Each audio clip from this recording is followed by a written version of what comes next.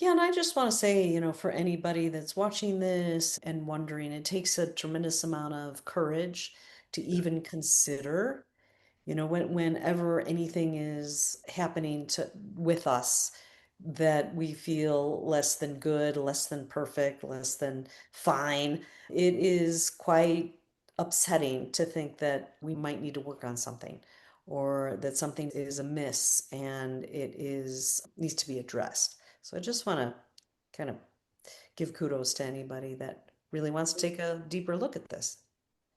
And as we're wrapping this up, I wanted to highlight the CSATs, who are certified sex addiction therapists who can do proper, thorough assessments to see if there's a compulsive sexual issue here.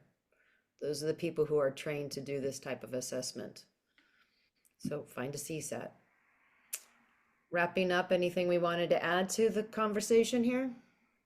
The only thing that comes to mind is I would just say I'm always rooting for people not to be sex addicts. If this is not your compulsion, I don't want to try to convince you it is. And I'm always rooting for people not to have to deal with this because it's a challenge. And at the same time, if there is an addiction pattern going on with your sexual behavior, admitting it sooner rather than later, and then the opportunity for recovery. I often say I don't root for anybody to be an addict, but I root for everybody who can get it to go into recovery. If this is a pattern for you and you're willing to address it, just know that as painful and difficult and challenging as it is, if you're willing to lean into it, the gifts that come with recovery are profound.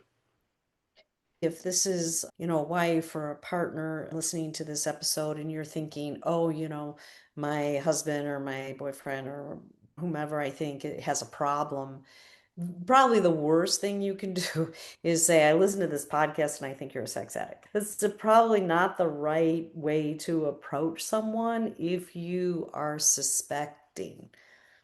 The best thing would be for you to identify your own boundaries around behaviors that other people are doing. So if your partner is watching a lot of porn, you can say, you know what, I am not comfortable with having porn in the house, or on your phone. I'm feeling that this is affecting our relationship. So I'm asking you, can you please not do that?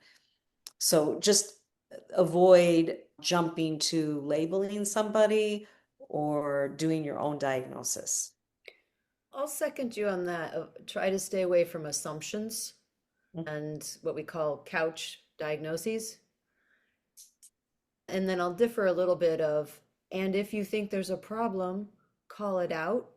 Of, I think there's a problem, I would like us to see someone. Maybe it's sex addiction, maybe it's not, I don't know.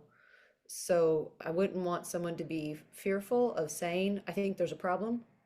And yes, let's not diagnose when we don't have all the information in front of us. Yeah. Yeah. If they are willing to go with you, that's amazing. And if Yep. they're not, you can certainly set your own boundaries around what you're okay with and what you're not.